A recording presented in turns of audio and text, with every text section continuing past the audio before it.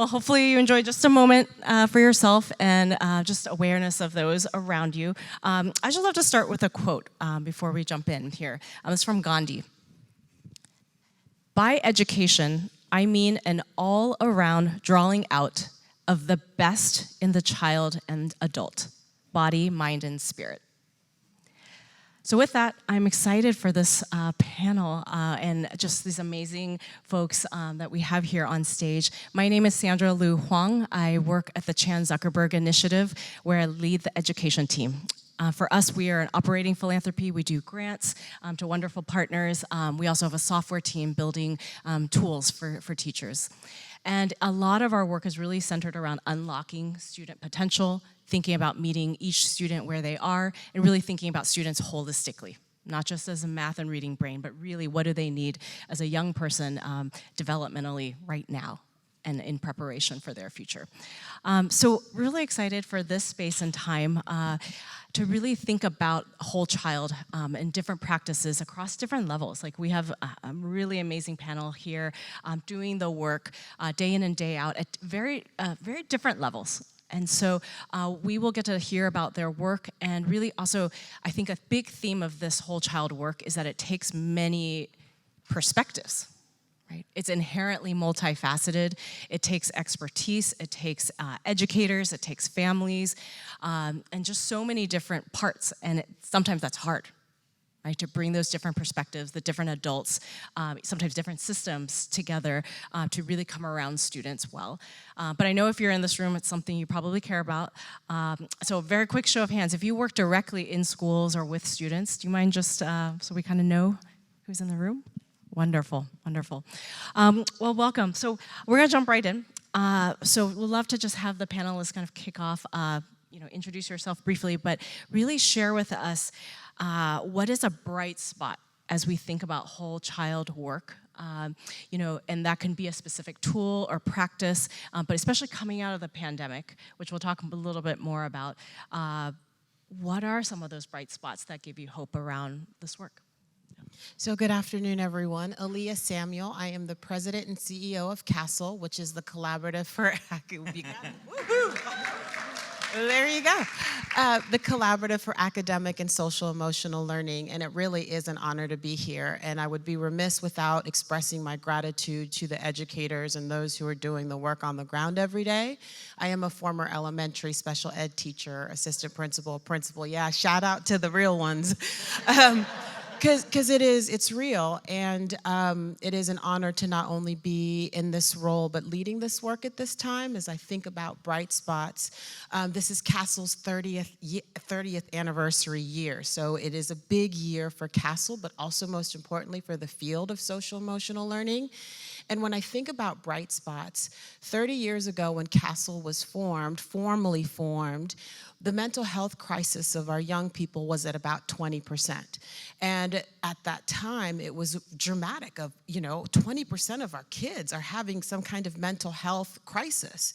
And it brought together folks from across fields to say, you know what, there's a missing piece here, which is part of what our logo is, all the pieces coming together to support our children. And now, instead of 20%, we're at almost 50% of our nation's kids reporting some kind of mental health crisis or issue. So it is real. The issues are real. And the bright spot is that I truly believe, and we're seeing it through the work, that this issue around social emotional learning and well-being is the issue of our time.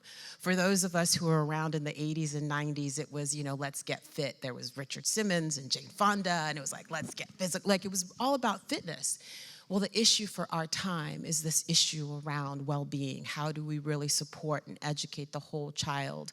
And so to me, the bright spot is that we're having very intentional and deliberate conversations on how to not only support young people, but the adults as well. And we know that it's equally as important to really address the needs of adults and kids.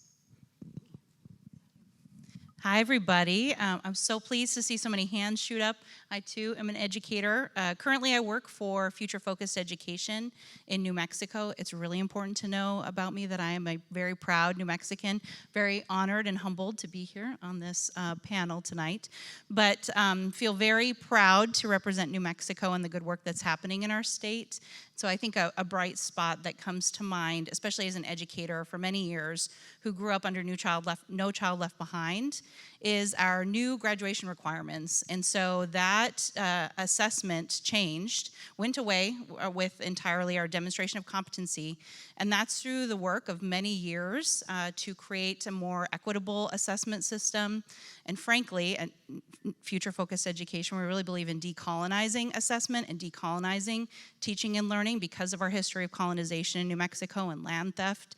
And so those are really important things to think about when we think about the whole child, is what are those current experiences that young people are having, the mental health crisis that young people are enduring, and then also what are those long histories of trauma and oppression that young people experience as well, generationally. So I'm very, very pleased to be here today. Thank you. Great. Good afternoon, everybody. My name is Nick Yoder, Associate Vice President at National University with the Harmony Academies. Also a former educator, instructional coach, graduate student instructor, consultant, researcher, done lots of different things in the in the education sector. Super excited to be partnering with Harmony Academy in a variety of ways. And two bright spots, I think, that I'm really excited about in the work that we are doing currently. One is really focused in partnerships in New York City and San Antonio, is really thinking about the ways that we're trying to integrate and think about explicit skill instruction with the Harmony Academy and academic instruction. So we're working with educators across the city, across the district, to really understand and think about the ways that the skills that they're using, the relationships that they're building in the Harmony Academy and the Harmony curriculum, and using those skills really in their everyday practice and really helping educators understand what that means and understanding those lived experiences of their youth and the everydays that they engage in. And the second one is a really new partnership that we are currently developing with the National Head Start Academy, in which we're partnering with them in their work with high school students, in their work in providing them support and grants to develop early childhood credentials in the high school setting, developing skills and understanding how to build relationships with early childhood educators that will also put them on the path towards early childhood credentials. So this is a very new partnership that we're forming, and so it really excites me to think about the potential for integration and what integration means at that level, and really thinking about the connections in the work ahead. Hi, everybody. I'm Sasha Rabkin. I'm the president of Equal Opportunity Schools. Y'all can cheer like you cheer for...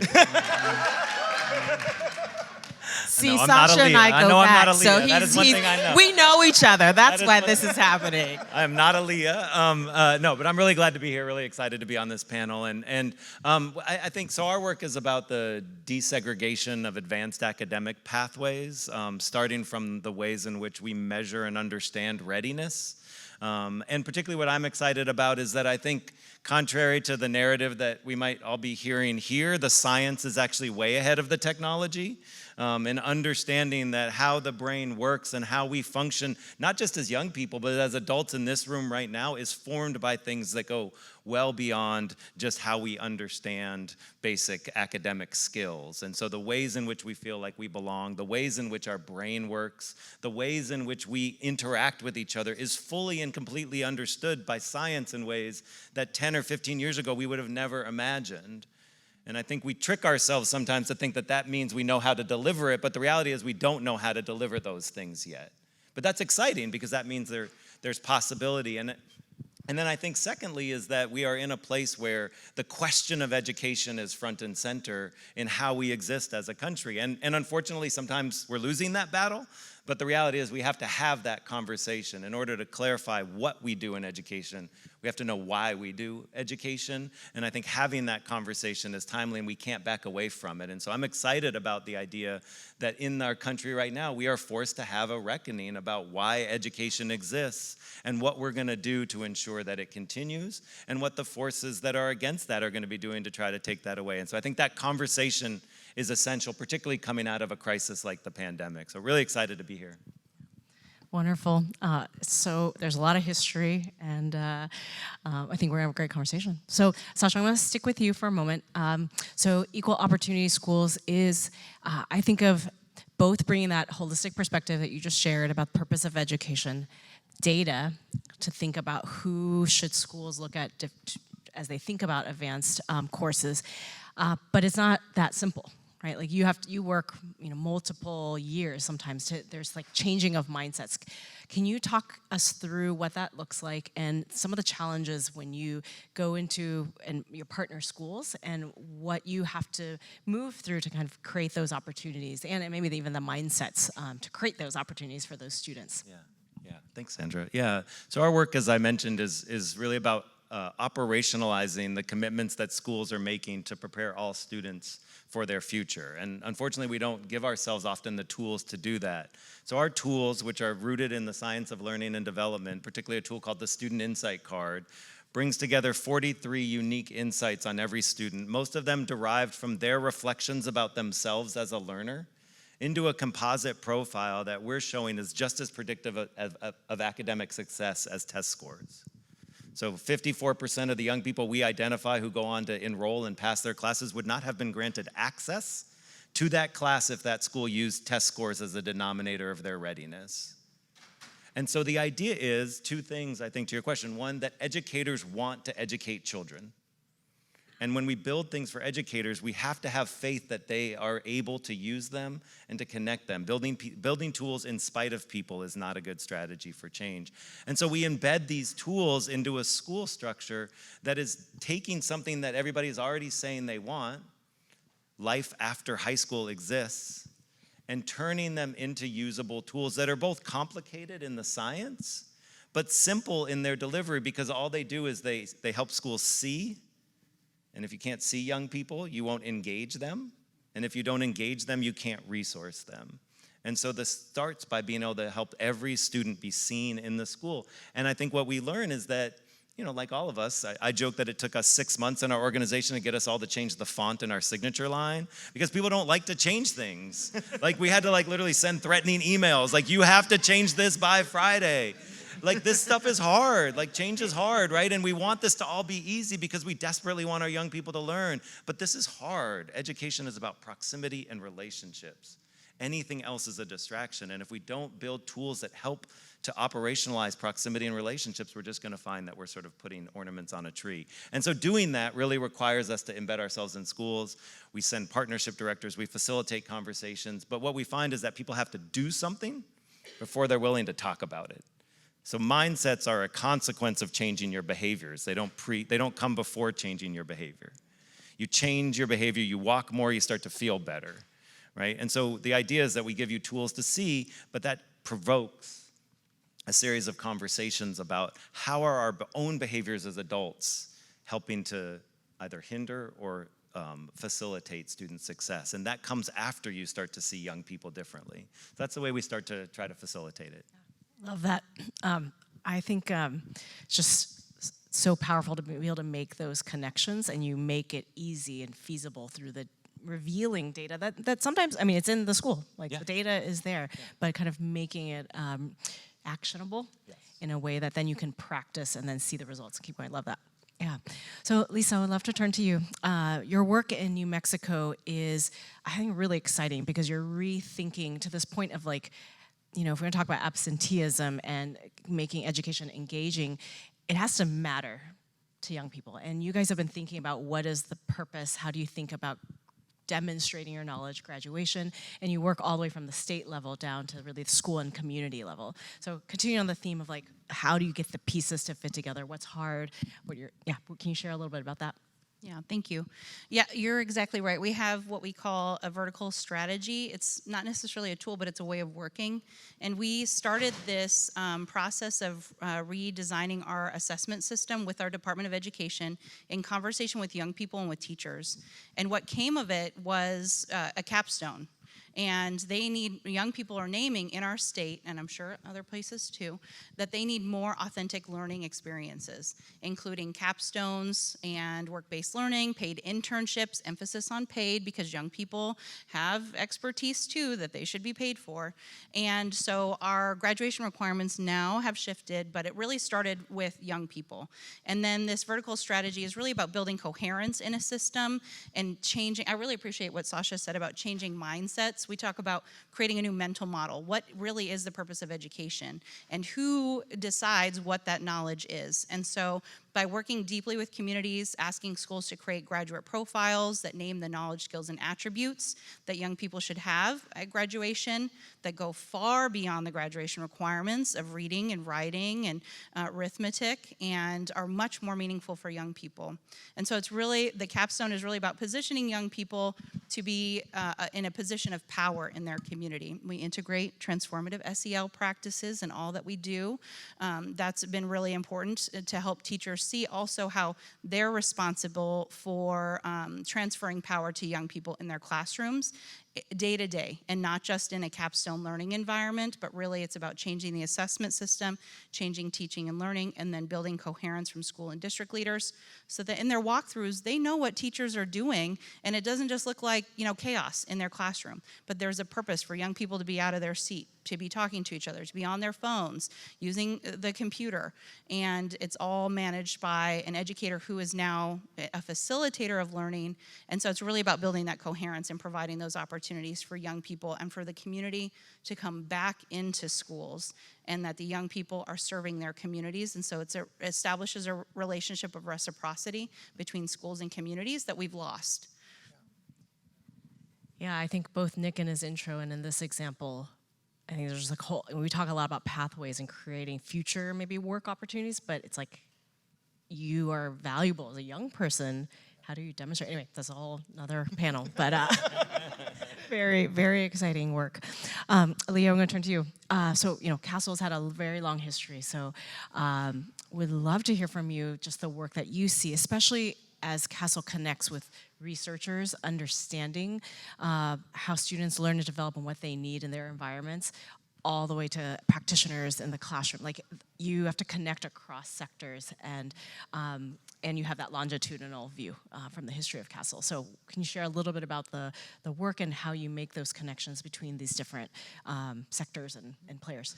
So one of the beautiful things of the work of CASEL is that there's absolutely support at the district level, and one of the focuses of CASEL is having a systemic approach to SEL. So really looking at, from the district level, how do we think about the implementation, high quality, evidence-based implementation of social emotional learning, and ensuring that our district leaders, because we know at the leadership level it matters. When leaders are engaged, when leaders are bought in, they can fundamentally change the tone and the tenor of an entire district, which touches, in some cases, a few hundred kids, to it could be hundreds of thousands of kids.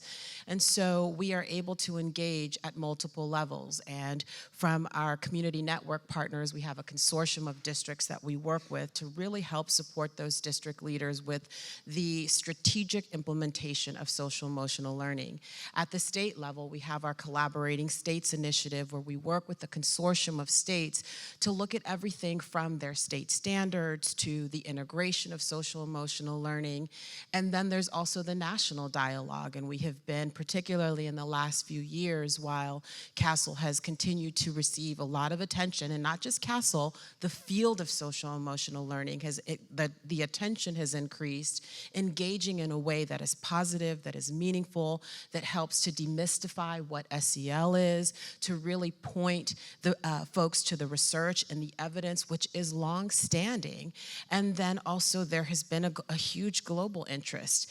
In just the last 3 years, we've had over 200 countries come to us, whether it's through webinar, coming to our website. At our conference in November, we had 35 countries represented there that are just eager to learn from the 30 years of history that we have. And so we're a very small and mighty team. People think CASEL's like this machine, but we're 47 sprinkled across the nation. Many of us are still in the Chicagoland area, but really being intentional at engaging at all levels, because I mean, for a variety of reasons, but there's just been such an interest.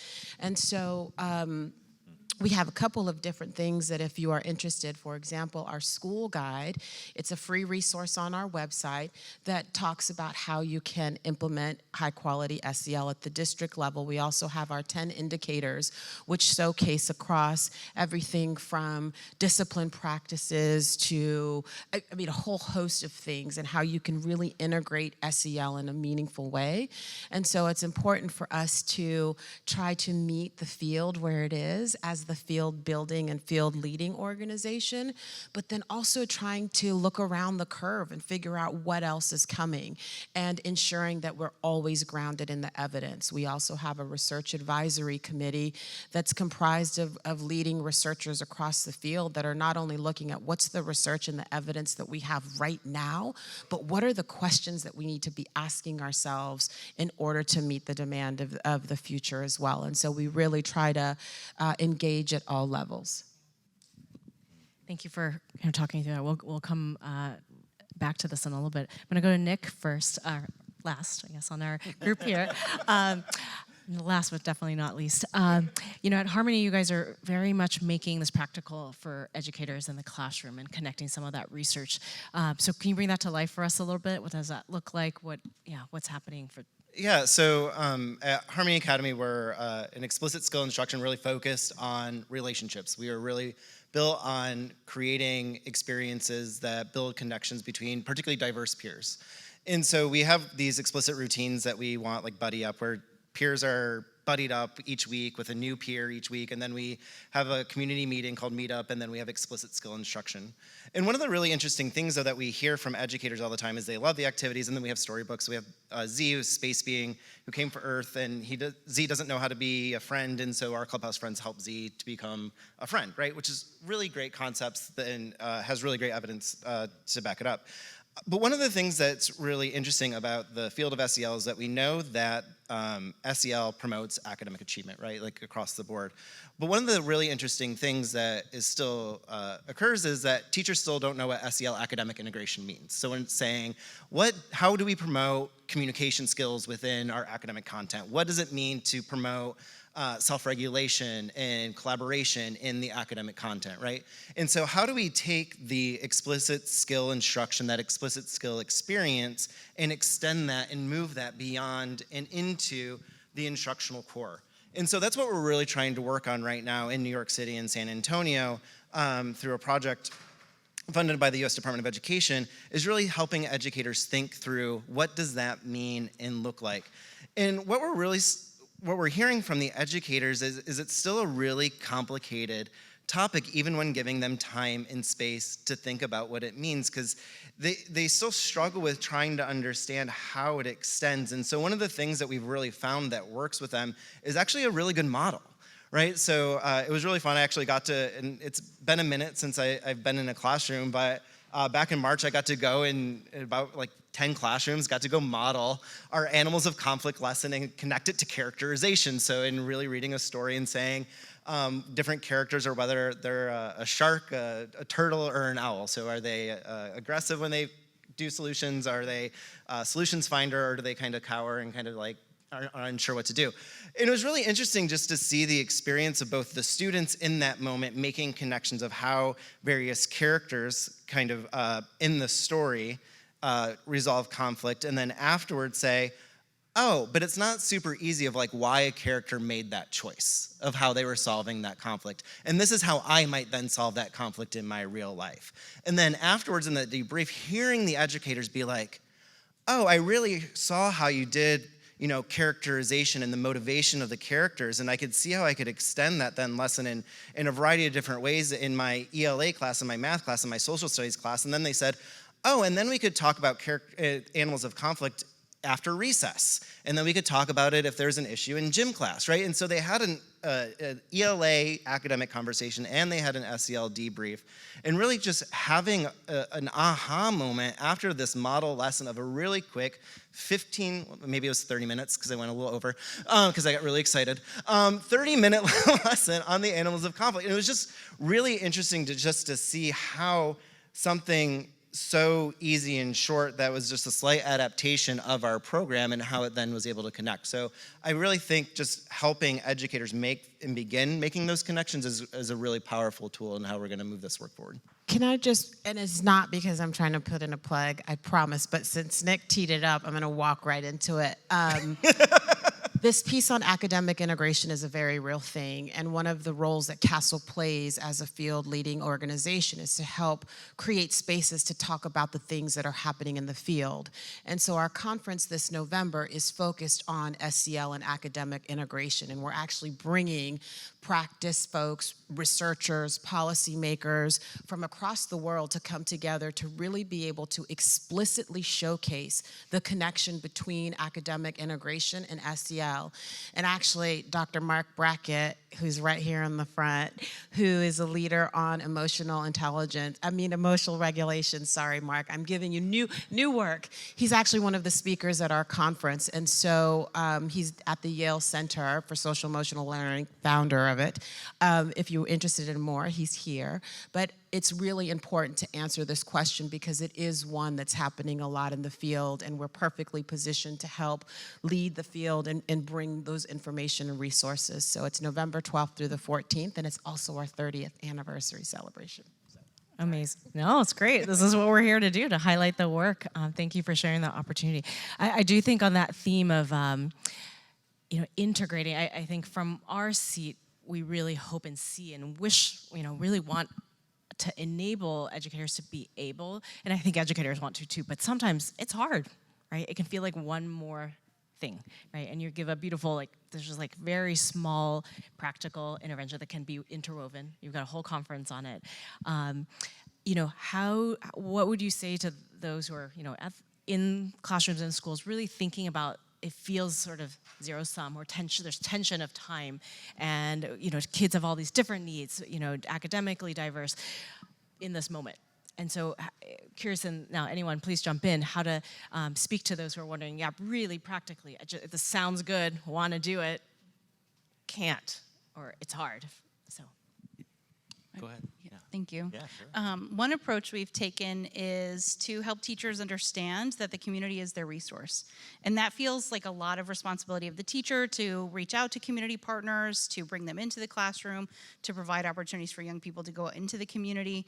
And so many of our schools now, especially in the city that I live, they're fenced off to the community. You have to have a badge to come in. You have to have a background check to come in. And so those are all barriers. And so that's part of this coherence and changing policy. Graduation policy is an important one, but really creating policy to enable the community to be a partner in education so that the onus isn't entirely on the teacher anymore. Because our communities have so much wisdom and knowledge and experiences that they want to share with young people, that they need to share. And in New Mexico, we're particularly concerned about sustaining language and sustaining culture. And so the community is an essential part of education. And so I think that's an approach that we have taken when working with educators, is to see how they can bring the community in. And it's less work for them. It's maybe more work and less work at the same time, but it's the knowledge in the community that we've shuttered that has really been a detriment to our young people. We have the highest disengagement rate in New Mexico, in the entire country. Our young people are telling us with their feet what they want more of and less of, and it's less of them not seeing themselves in their educators and not seeing a purpose in their role in community and how relevant and meaningful their education is. So that's our number one approach I think we try to teach teachers, is how to integrate the community. If I could share a quote, Dr. James Comer, who was one of the pioneers of the field of SEL decades ago, he's most famous for one quote. He says, "No significant learning can happen without a significant relationship." And as much as we try to bifurcate or may want to bifurcate academics and social emotional learning, you cannot. There's not a kid who just walks into the classroom as a brain without a heart, emotions and other things. And so I think Dr. Comer just packaged it up so well, because for those, there is this tension both in the field and politically around SEL or academics and kind of pinning the two against each other. And one of the things we saw firsthand coming out of the pandemic is regardless of what educator you spoke with, rural, urban, rich, poor, conservative state or liberal state, however you want to package it, relationship loss was as equal as academic and instructional learning time. And so we have to continue to integrate it. And for the teachers who say, oh my gosh, it's one more thing, the thing about social emotional learning is that with the right professional development, you're actually giving educators the vocabulary, the skills to be able to manage the behaviors that are already happening in the classroom. For those of you who are teachers, you know when you have that kid cutting up or hitting somebody else or underneath the desk, those are behaviors that you have to manage. And if you can pinpoint what those issues are and be able to communicate and you have that relationship with the child, it's actually not only easier to manage the classroom environment, but to also stay focused on academics as well. Yeah, I think that's a lot of where I'd like to pick up, because I think one of the things that we've learned is that if we're not creating healthy conditions, we're not going to have healthy behaviors. And we used to use a measure of belonging that's very common in the research about asking young people whether they felt like they belonged. And the reality is that we've made this idea of belonging normative when it is okay to feel like you don't belong. We are talking to young people who might be the only black child in an advanced academic course, and to say you should belong sends the wrong message. The responsibility is on us as educators, and I think the thing that we've seen is that when we take the agency to say we can build conditions, so we developed a 5-point measure called the conditions of belonging, which are the leading indicators that correlate to belonging. But if you're not creating and measuring the conditions that do that as adults, and we're giving up our agency to this idea that these are all things that we can't control, belonging is a lagging indicator of conditions that we create as adults. And so what we found is that helping people do that actually gives them a sense of agency and control over their environments, and starts to treat our schools a lot like we did with clean water. We have clean water because we protect water in an ecosystem all the way up to the glaciers where it melts. It's not good to just treat your water when it comes out of the tap with bleach as a cleaning agent, but we often treat young people that way. Just treat them when they come in the door. Treat them when they come in the door. And so moving upstream and getting to leading indicators as educators really gives us a chance to say we own the responsibility of making our young people whole by creating conditions that facilitate their wholeness. And if we don't do that, then we blame them, we blame their families, we blame the communities. And we talk a lot about this idea of invisibility, that the invisible man in Ralph Ellison's book is invisible, he says, because people refuse to see me. Right? It's not actually invisible. You don't see me. You see everything and anything except me. And I think that's the way we try to empower educators to say you can see young people, but you have to create conditions in which you're willing to do so. I agree with everything everyone has said up here, but I think the other point too is just the carefulness of the language that you use when we talk about SEL is also incredibly important, meaning at what level are we talking about? Because when you're talking about skills, right, and the competencies that we have, you will see social and emotional competencies up and down the academic standards, right? You will see communication, you will see problem solving, you will see collaboration, you will see responsible decision making up and down academic standards. So to say that they are not a part of it is a false choice, a false dichotomy. If you say how you want kids to interact and engage, they are up and down the practices of math and science and social studies. You want them to engage in good, responsible decision making. You want them to be able to communicate. You want them to be able to perspective take and engage, right? So in saying that it is social emotional learning isn't already embedded in academic standards is false, but then also just saying SEL is good just in and of itself is also really important, right? So I think it's both saying that we need SELs in there, so we can't separate it, but SEL is good just in and of itself too. So I think having that conversation is really important, and making sure we're clear on where it is and what it is very important. Love you. This is great. Amazing. As we come down to the last few minutes here, one question, curious for the panel, we can see if we have enough time for everybody on this one, is have we made progress? Right, like each of you works, again, co-building, co-designing with different parts of the system. System doesn't change very easily, right? A lot of people working it. Do you feel like, yeah, we're making like good strides? Well, I'll really, yes. I mean, I think yes. Ready, set, go. I would say yes, and I don't mean that naively. I mean, I'm a lot older than I look, and I think that that was a joke. Tough crowd, I know. I can show you my funny. So I think that yes, and I think it's because of two things. I think it's because of the level at which we understand the complexities of education, and the conversations that we're trying to have about how to bring these things into being is exponentially more developed than it was 10 years ago, let alone, I mean, the fact that CASEL is 30 years old, I think is an arc that some of us are old enough to remember was a very different conversation even when it started. But I think the other part is that the conversation about education has become very particular, and we have a much clearer sense of the diversity of outcomes that we might want to expect our education system to do. And so I think those two things, and our ability to talk about things like race in spite of their contentiousness, having been around long enough to know that we would not be able to have some of these conversations in education even 10 or 15 years ago. I think that that's progress. I think it's one step forward, two steps back sometimes, but it is a version of progress that I think we have to see and keep our eye focused on. So I'd love to pick up on that and just say yes. And despite all the things, I just want to showcase progress at each level. So in this political time, when you look at all the districts, there are so many districts that regardless of the politics, they are still doing the work. They may have had to alter their names, but the investments into social emotional learning are actually higher now than they've ever been, both federal and at the state dollars. So if you look at time spent and the investment, that's one indicator of progress and success. The other thing is, if you look politically, in the last midterm, SEL, social emotional learning, was a hot political term. Out of the 33 states that were having massive political elections, only 2 candidates of the 30 whatever that ran on an anti-SEL or wanting to retract it actually won. You ask if they were successful removing it from the standards? No. You ask if they were successful moving it from day-to-day practice and implementation? No. So it proved that it was not a winning issue. Why? Most parents, over 85% of parents support SEL. You can't take away parent voice, you can't take away student voice. So we see progress both at the implementation level, the state level, but even federally. SEL is still in federal legislation, so you can keep the noise all you want around it. As long as it's protected both in law, that is also a win.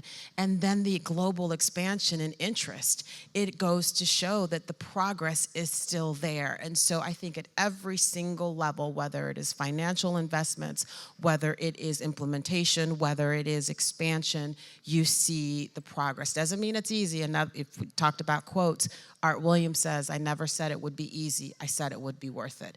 And that's what this work is, worth it. I have just one thought to add too in terms of progress.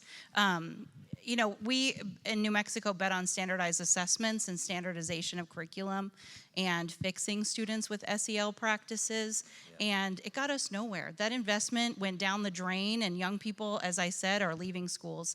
And so when I think about progress, I think this shift away from standardized assessment and standardization of curriculum is a huge step forward, not just in New Mexico, but I've heard it at this conference even. Folks who are responsible for those assessments asking, well, what about the whole child, and how can we assess what they know and can do in different ways? And so I just think that's a huge metric of progress, is that conversation has really shifted.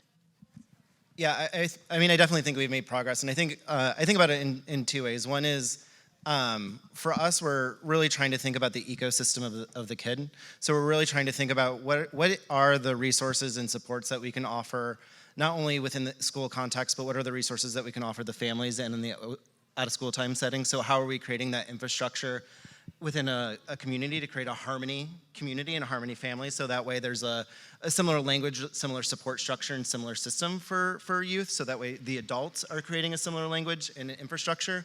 And then the second piece is also being part of a university, is actually seeing that now the connections for adults and how we're working is, so we're also for working adults and non-traditional adults and students, and so just seeing the progress and how we're focused on SEL for the adult level now is really exciting, and seeing the progress that we're making in strides for us is really exciting.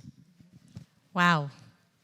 Wow, this group Amazing, amazing work. And I hope as you walk away, you're thinking, there's just so much to think about. And I really, especially sometimes you can't see progress or, in the day-to-day, you're like, oh.